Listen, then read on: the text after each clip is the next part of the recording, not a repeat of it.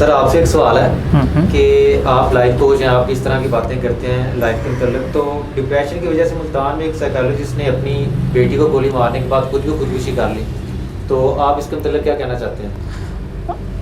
आपने सवाल किया जो मुल्तान में वाक़या हुआ हाल ही में और बहुत ज़्यादा वायरल हुआ। मेरे ख्याल हर दूसरा इंसान उसके बारे में जानता है कि क्या हुआ वहाँ पे, लेकिन मैंने वहाँ एक दोस्त से पता करवाया और मेरी मालूमात में यह है कि बहुत सारे लोगों ने तो ये भी कहा है कि वो एक साइकोलॉजिस्ट था, और देखें साइकोलॉजिस्ट दूसरों की नफ्सियात पढ़ के उनका इलाज कर रहा होता है, तो फिर ऐसा क्यों हुआ है कि वो जब अपनी बारी आई तो शायद किसी डिप्रेशन का शिकार हुआ तो ऐसा कर गुजरा है।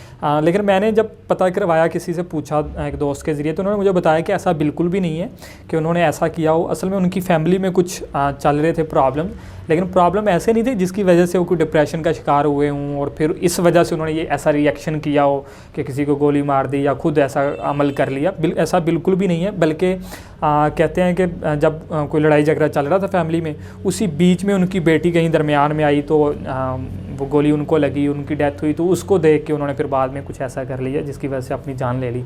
मैं समझता हूँ कि हमें इसका मतलब ये नहीं है कि साइकोलॉजिस्ट ने ऐसा कर लिया, जैसे एक कह लें कि हार्ट का स्पेशलिस्ट होता है, वो हार्ट अटैक की वजह से उसकी भी डेथ हो सकती है। ऐसा नहीं कह सकते भी एक हार्ट स्पेशलिस्ट हार्ट अटैक की वजह से मर गया है, एक ब्रेन स्पेशलिस्ट ब्रेन के अटैक की वजह से मर गया, ऐसा हो सकता है। ये कोई अनहोनी बात नहीं है, लेकिन फिर भी हमें इसके हल की तरफ जाना होगा कि हमारे यहाँ जो डिप्रेशन है इसका हल क्या है और ऐसा क्यों हो रहा है। और आए दिन ये खबर मिल रही होती है कि फ़लाँ जगह ऐसा हादसा हो गया है, फ़लाँ जगह ऐसा हादसा हो गया है, कोई पसंद की शादी करना चाह रहा था, माँ बाप नहीं मान रहे थे, कहीं पे कोई और मामला हुआ, वो माँ बाप को कोई इंसिस्ट कर रहा था किसी बात पे, माँ बाप नहीं माने तो उन्होंने ये कर लिया, दोस्त के साथ कोई मसला हुआ उसने आके ये काम किया। इस तरह की खबरें सुनने को मिल रही होती हैं, या कुछ लोग खुद को कमरे में बंद कर लेते हैं। और जैसे हाल ही में एक और ख़बर मिली थी कि एक फ़लाँ यूनिवर्सिटी के हॉस्टल में एक हादसा पेश आया एक लड़की के साथ। इधर जनूबी पंजाब से लड़की कहीं ताल्लुक़ रखती थी, लाहौर में एक यूनिवर्सिटी की स्टूडेंट थी और उसकी खबर थी। इस तरह की बेशुमार खबरें मिलती रहती हैं। मेरा ख्याल है आज के दौर में हमारे नौजवान जिस कदर मीडिया के साथ अटैच हैं, उनकी जो एक्टिविटीज़ हैं, सबसे ज़्यादा तवज्जो देने की ज़रूरत है माँ बाप को अपने बच्चों की तरबियत के ऊपर, कि वो बच्चों की तरबियत किस तरह करते हैं। हमें बच्चों को सिखाना होगा जो नहीं सिखाया जाता। क्या चीज़, सिर्फ एक चीज़ मेरे जहन में जो अभी था इस सवाल के जवाब में, वो ये कि हमें अपने बच्चों को मुश्किल हालात का सामना करना सिखाना होगा। हम अपने बच्चों को मुश्किलात में पढ़ने ही नहीं देते, कहते हैं नहीं जी मेरा बच्चा मुश्किल में नहीं, इसके लिए आसानियाँ हम पैदा कर रहे होते हैं अपने बच्चों के लिए। यह सबसे बड़ा जुल्म हम अपने बच्चों पे ये कर रहे होते हैं कि अपने बच्चों के लिए आसानियों वाला माहौल बना रहे होते हैं।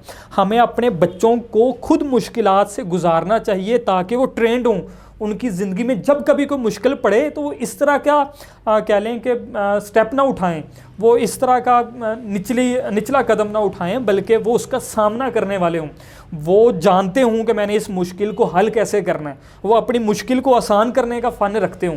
हमारे यहाँ लोग आसानियाँ देना शुरू कर देते हैं, बाद में फिर जब माँ बाप नहीं रहते बच्चों के लिए मुश्किल हो जाती है। बड़े बच्चों को मैंने इसलिए ख़राब होते देखा है कि माँ बाप ने हमेशा आसानियों में पाला होता है, जिसे हम मम्मी डैडी बढ़कर बच्चे कहते हैं। वो होता क्या है कि वो जनाब कोई भी काम करना हो उन्हें तो ये पूछ लें कि भैया आपकी सेक्शन चेंज करवा दें, HOD पूछे कि आपको सेक्शन B में शिफ्ट कर दें, वो कहता है जी मम्मी से पूछ के बताता हूँ। जब हालात इस तरह के होंगे ना तो फिर ऐसे बच्चे मुश्किलात को फेस नहीं कर सकते। उनके यहाँ जब मुश्किल्स आती हैं, प्रॉब्लम्स आती हैं, टेंशन आती हैं, वो फिर इस तरह का स्टेप उठाते हैं। हमें अपने बच्चों को ट्रेन करना होगा कि मुश्किलात को कैसे फेस करना है, हर तरह के हालात में जीना सिखाना होगा। और एक और बात, हमारे यहाँ जब कभी कोई प्रॉब्लम होता है घर में, स्पेशली फाइनेंशियली कोई मैटर्स हों या फाइनेंशियल प्रॉब्लम चल रहे हों, घर वाले अफोर्ड ना करो, बच्चों को नहीं बताते। भाई बच्चों को नहीं बताना, टेंशन लेगा, बच्चों को बताया करें, बच्चों को पता चले कि माँ बाप के हालात किस तरह चल रहे हैं और हमने क्या करना है। बच्चों को इन्वॉल्व करें, उनसे मशवरा लें कि हमें ये प्रॉब्लम कैसे हल करना चाहिए। और यकीन जाने सबसे बेहतरीन अगर कोई मशवरा दे सकता है ना, वो आपका बच्चा दे सकता है। स्पेशली 10th क्लास तक के जो बच्चे होते हैं ना, ये बेहतरीन मशवरा देंगे। जिसने बहुत ज़्यादा दुनिया नहीं देखी ना, वो बड़ा आपको नेचुरल सा कह लें कि वो आपको आइडिया दे रहा होगा। उनसे आइडियाज़ लिया करें, बच्चों को इन्वॉल्व किया करें। बच्चों को जितना ज़्यादा आप इन्वॉल्व करेंगे उतना ज़्यादा आपके लिए अच्छा होगा, उतना ज़्यादा बच्चों के लिए अच्छा होगा। अगर आप अपने बच्चों को अपने प्रॉब्लम्स में इन्वॉल्व नहीं करेंगे, उनसे नहीं कहेंगे कि बताएं इसका सलूशन क्या निकल सकता है, मुशावरत नहीं करते, वो इन्वॉल्व होंगे, आपकी सॉल्यूशन फाइंडिंग में इन्वॉल्व होंगे, वो आपके प्रॉब्लम्स को हल करने में आपका साथ देंगे, और मुमकिन है वो आपसे ज़्यादा कुछ अच्छा कर गुजरें जो आपकी फ़ैमिली के लिए अच्छा हो। अगर आप ट्रेन नहीं करेंगे तो बच्चे ऐसे ही होंगे, वो खा 10 साल का बच्चा हो या 40 साल का बच्चा हो, वो फिर 60 साल का होकर भी बच्चा ही रहेगा। ये जो कहते हैं ना बच्चों वाली सोच, वो सिर्फ इसलिए होती है, वो जिस्म में तो बड़ा हो चुका होता है लेकिन जहनी तौर पर बच्चा होता है।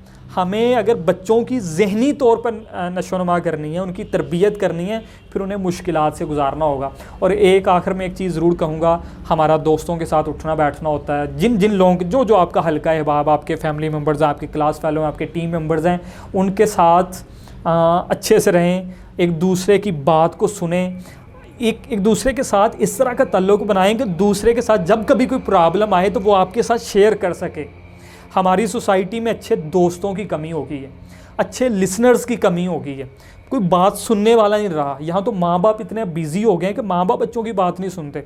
तो कम अज़ कम आप लोग इस तरह के बने कि लोग कोई आपसे अपनी प्रॉब्लम शेयर करना चाहें तो खुल के कर सकें।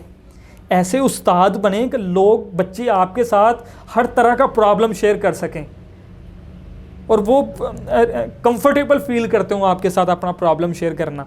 अगर हम लोगों के लिए ऐसा माहौल नहीं बनाएंगे तो यकीनन फिर उनके अंदर प्रॉब्लम्स का एक अंबार लगेगा, मसाइल का। वो मसाइल का अंबार फिर डिप्रेशन पैदा करेगा, जो आज के जितने जो आप नाम ले रहे थे, जिन जिन मसाइल का सबब बनते हैं। फिर हमारी कोशिश यही है कि हम कुछ ऐसे सेशंस का अरेंज करें, कुछ ऐसे कोचिंग सेशंस का अरेंज करें मुख्तलिफ़ स्कूल्स में, मुख्तलिफ़ कॉलेजेस में, जहां बच्चों को ये बता सकें, इंटरमीडिएट के बच्चों को, यूनिवर्सिटी के बच्चों को, मैट्रिक हाई क्लास के बच्चों को ये बता सकें कि आपने प्रॉब्लम्स को कैसे फेस करना है, आपने किन सब्जेक्ट को अपने लिए चूज़ करना है जो आपके लिए बेहतर रहेंगे। आप भी हमारा साथ दीजिए मुख्तलिफ़ कोचिंग सेशन रखने में।